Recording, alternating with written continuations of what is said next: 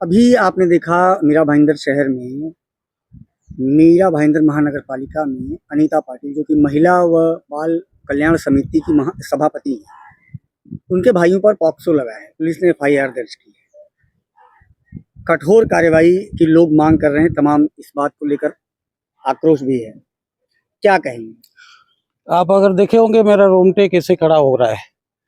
आज ये घटना पूरे मीरा भाईंदर को पूरे भारत में मैप में एक बलात्कारी शहर बनाने बन जाएगा। इसके बाद शायद बार बार ऐसे घटना जो घट रही है उसको कोई रोकने के लिए कोई ये नहीं कोई लोग आते नहीं है बाहर। मतलब जो नेता लोग हैं वो नहीं आ रहे। हमारे जैसे लोग जो हिंदूवाद के लिए काम करते हैं, बच्चियों को बचाने के लिए काम करते हैं, आज हमको रोड पे उतरने के लिए मजबूर किया जा रहा है।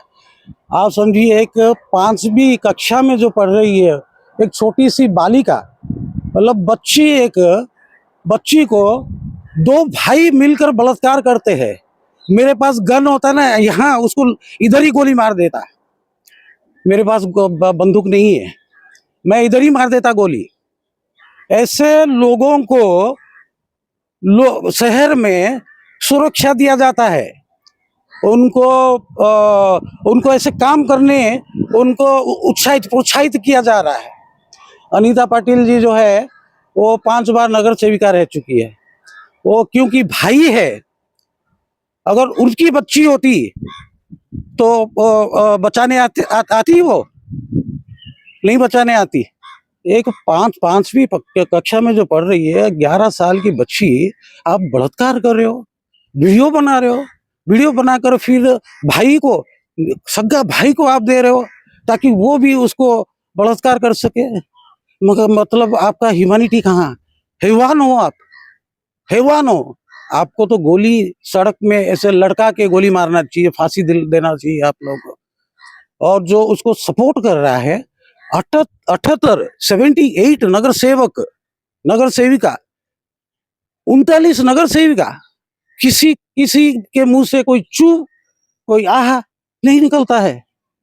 जनप्रतिनिधि हो, आपको तुरंत इस्तीफा देना चाहिए। अभी तक सत्ता पक्ष के लोगों द्वारा किसी भी तरह की प्रतिक्रिया नहीं दी गई है। इस पर आप क्या कहेंगे? यही तो मैं कह रहा हूँ कि आप प्रोत्साहित करते हो। बलात्कारियों को टिकट दिया जा रहा है, बलात्कारियों को जिता के लिए लेके आते हैं।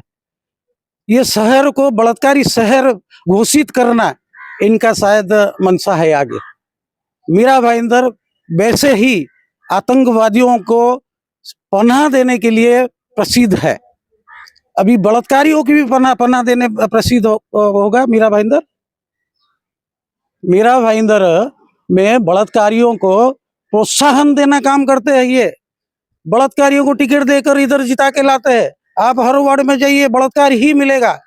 जो टिकट बांटने वाला वो भी बलात्कारी। लेकिन बीजेपी तो कहती है कि बहुत साफ सुथरी पार्टी है, महिलाओं की सुरक्षा, बेटी बचाओ बेटी पढ़ाओ जैसे नारे भी बीजेपी ने ही दिए हैं। अगर बीजेपी ये काम करती, BJP party as a party with difference कहते हैं, अगर करती तो हमको रास्ते में उतरना पड़ता है, हमको बोलना पड़ता है। हम क्यों बोल रहे हैं?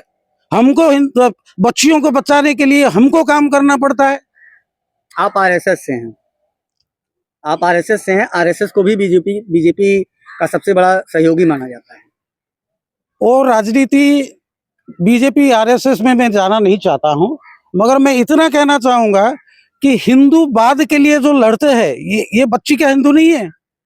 आप हिंदू संगठन चलाते हो तो आ नहीं सकते हो, आप वो बच्ची को सपोर्ट करने आ नहीं सकते हो।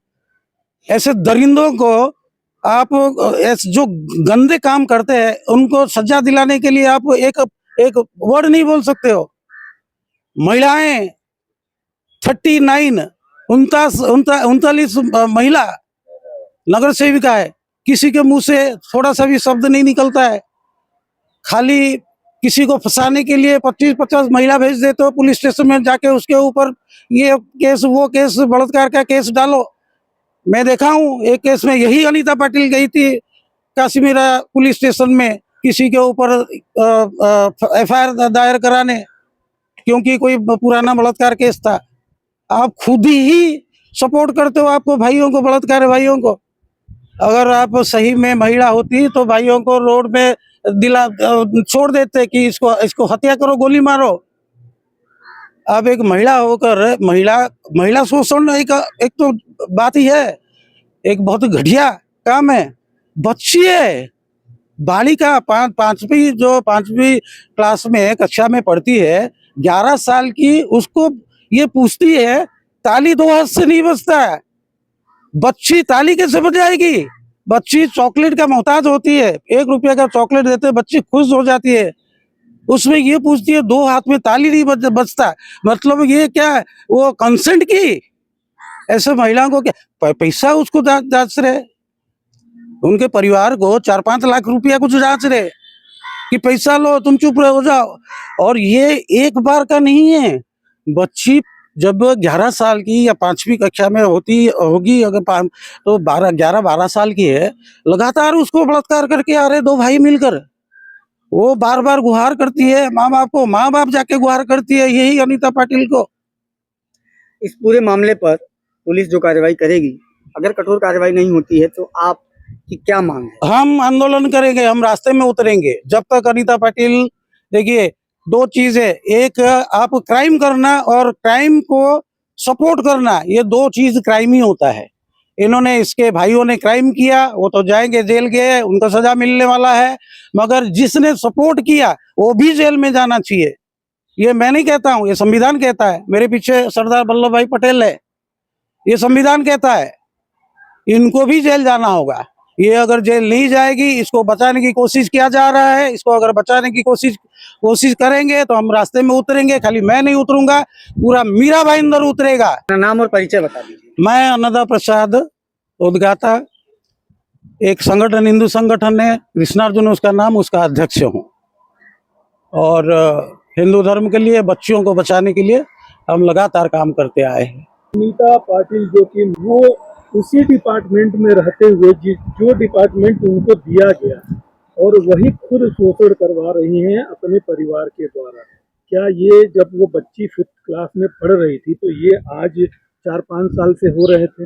एक बार भी अनीता पाटिल ने इसके बारे में खुद अपने भाइयों को ले जा करके ये नहीं कहा कि तुम मत करो, उल्टा सपोर्ट कर रही हैं वो, और न ही भारतीय जनता पार्टी की तरफ से कोई प्रतिक्रिया आ रही है। यही विडम्बना है, क्राइम करे यही लोग, इनके ही लोग क्राइम करे और ये बच्चा है, यही विडम्बना है। फाइनेंस इसके हाथ में है, इनके हाथ में है, यही वो पैसा खाने का, पब्लिक का पैसा इनको ही खाने का, यही काम कर रहे हैं। चाहे कोई पार्टी हो, मुझे कोई फर्क नहीं पड़ता, मैं कोई पार्टी का नहीं हूँ, मगर कोई गलत काम होता है तो हम आवाज उठाएंगे, रास्ते में उतरेंगे। हमको हमारा अगर जान देना पड़े हम देंगे। बच्चियों को ऐसा हम कभी कदाचित ये सहन करने वाले नहीं है।